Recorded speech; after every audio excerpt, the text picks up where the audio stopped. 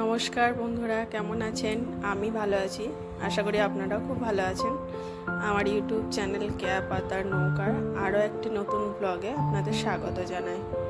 এখন বিকেলবেলা, প্রচণ্ড গরম এখানে, তারই মধ্যে একটু হাওয়া বইছে। এই যে গাছগুলোর ফুলগুলোর অবস্থা,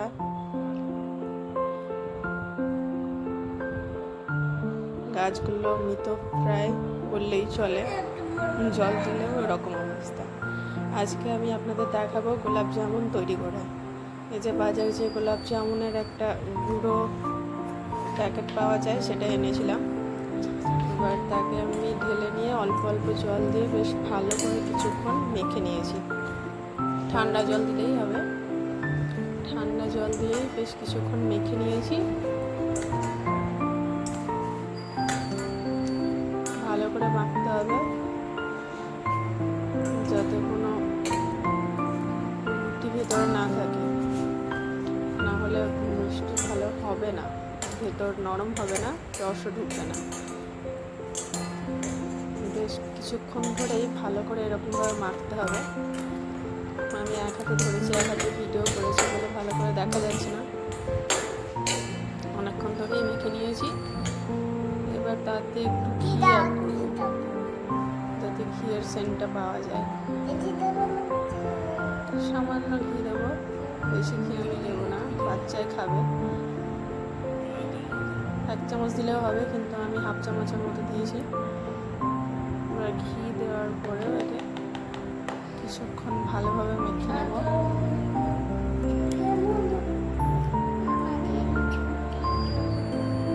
ঘিটা ভালোভাবে মিশে যায়, বেশ কিছুক্ষণ ধরেই মাখতে হবে।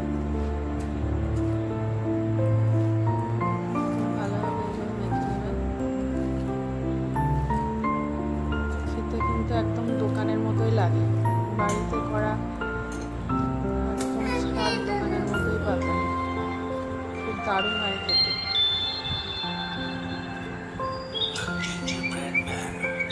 ভালোভাবে মেখে নিয়েছি, একটু বেশ কিছুক্ষণ ধরে মাখতে হবে যাতে পুরো ওর সাথে ভালোভাবে ঘি মিশে যায়। খুব নরম করলেও হবে না, আবার খুব শক্ত করলেও হবে না। যেমনভাবে আমরা রুটির ময়দা মাখি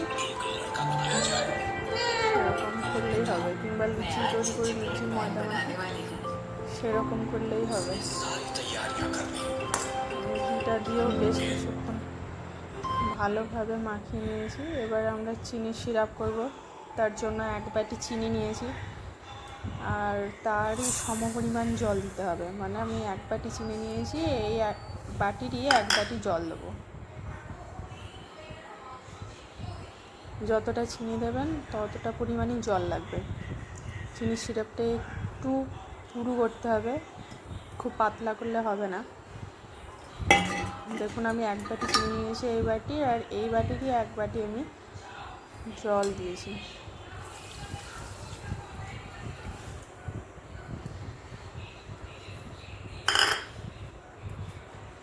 এবার তাতে 2টো গোলমরিচ, তাতে 2টো এলাচ ফাটিয়ে ফেলে দেবেন, সেন্টটা একটু ভালো লাগে, এবং 2টো তেজপাতাও দিতে পারেন,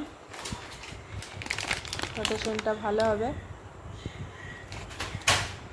এবার চিনি আর জল দেওয়ার পর কিছুক্ষণ ফুটিয়ে নেব যাতে চিনি সিরাপটা ভালোভাবে তৈরি হয়। এই যে এখানে আমার এলাচ ছিল, এখান থেকে বার করে নিয়েছি, এটা ফাটিয়ে দিয়ে দিয়েছিলাম। কিছুক্ষণ নেড়ে নেবেন, আর বেশ কিছুক্ষণ ফোটাতে হবে। এইভাবে নেড়ে নেড়ে চিনি গলে গেলে একটু ফুটলে চিনি সিরাপ তৈরি হয়ে যাবে। এবার ডো থেকে আমি লেচি কেটে নেব, ছোটো ছোটো করেই কাটবো। যদি একটু বড় সাইজ করেন তাহলে এই প্যাকেট থেকে 20-22টা মতো মিষ্টি হয়। আমি একটু ছোট ছোট করে কেটেছিলাম বলে 30-32টা মতো হয়েছিল। দোকানের মতো সাইজ করতে গেলে 20-22টাই হবে। দেখুন আমি এইভাবে ছোট ছোট করে পুরোটাই লেচি কেটে নিয়েছি। মা কোথায় গেল? মাকে দেখতে পাচ্ছি না। বলেছিল ফিরে এসে আমায় একটা গিফট দেবে। আমাকেও বলেছিল। আমাকেও। আর একটু মাকেও বড় তাই করলে ভালো বলেছিল। হতো, খুবই ছোট সাইজ হয়েছিল। ওই তো মা খুব আসছে। ছোট আগে হয়নি, উপহার ঠিকই ছিল, আছে। কিন্তু দোকানের মতো মনে করতে গেলে আর হচ্ছে একটু বড় করতে বল। হতো। ঠিক বলেছিস, ওই তো। অনেকগুলো এইভাবে বল। সবগুলোকে আমি কেটে নিয়েছি আগে, তারপর লেচি করেছি, পাক দিয়েছি, এইভাবে গোল করেছি। এই যে দেখুন, একদম গোল করতে হবে, তবে গোল আকার ভাজার পরেও গোল থাকবে। একদমই গোল করেছি। এইভাবে সবগুলোকে হাতে খুব হালকা চাপে এইভাবে গোল গোল করতে হবে। আমি সবগুলোকে একইভাবেই করে নিয়েছি। আপনারা বাড়িতে করে দেখতে পারেন, খুবই ভালো লাগে খেতে। এই যে দেখুন, অর্ধেকটা হয়েছে। আমি একাই সব করেছি বলে একটু টাইম বেশি লেগেছে।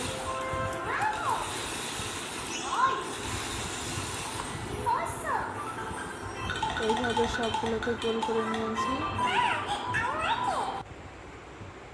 তারপর এবার কড়াইতে একটু তেল দিয়ে গরম হওয়া পর্যন্ত অপেক্ষা করেছি।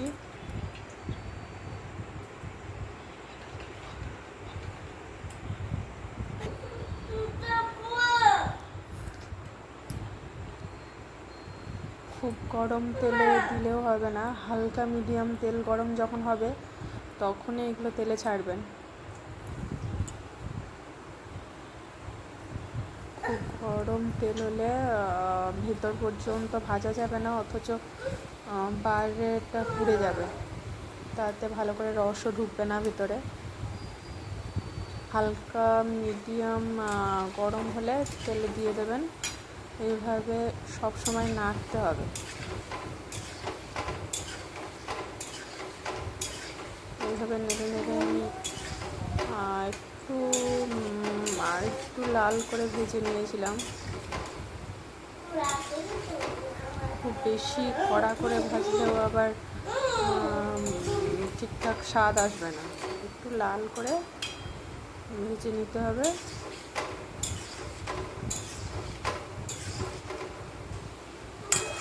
এই যে দেখুন, এরকম লাল করে ভেজে নিয়েছি। আর আমার ছাঁকার কিছু ছিল না বলে এই চামচে করে একটা একটা করে ছেঁকে নিয়েছি।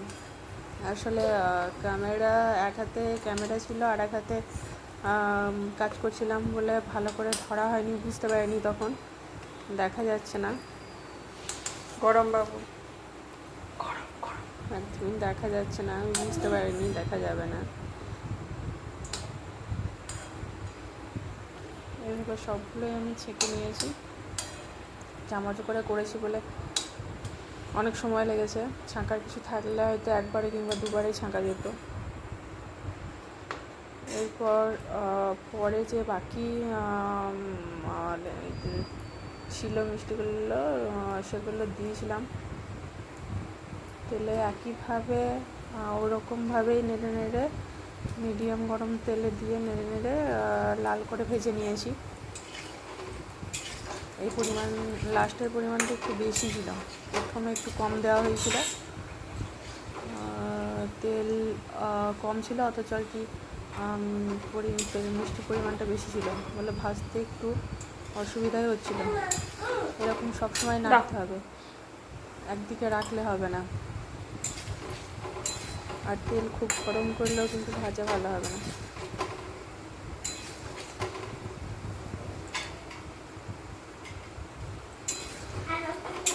মিডিয়াম গরমে ভাজতে হবে, দেখুন একটু সময় লাগে কিন্তু ভালো হয়।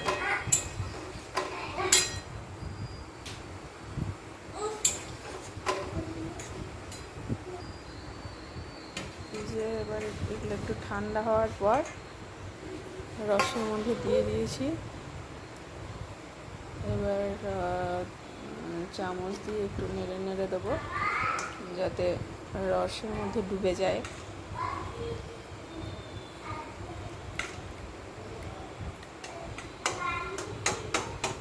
সবগুলো একটু নিয়ে নেড়ে ডুবিয়ে নিয়েছিলাম।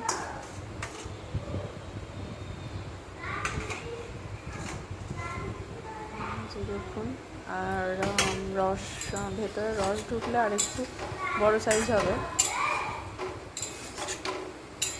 আর এদিকে এগুলো প্রায় ভাজা হয়ে গেছে, আর একটু হবে। দেখুন একদমই তেল নাই, আর একটু মানে অল্প পরিমাণ দিয়ে দুবারে ভাজলে ঠিক হতো। আমি একবারই দিয়েছিলাম, অত সময় লাগবে বলে আর কি। এই দেখুন রস এটা 1 ঘন্টার পর একটু রস নেওয়ার পর আরও কিছুক্ষণ রাখলে আর একটু ভালো হতো। এটা আমি 1 ঘন্টা পর দেখাচ্ছি।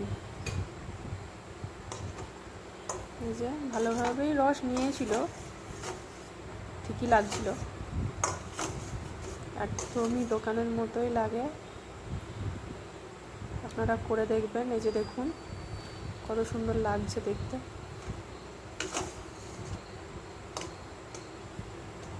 খুব সুন্দর টেস্ট হয়। এই যে এবার আপনাদেরকে দেখাবো কেটে, খুবই নরম তুলতুলে। আপনারা সবাই বাড়িতে করে দেখবেন, খুবই ভালো লাগে। আর খুব অল্প সময়েও হয়, খুবই নরম ভেতরটা।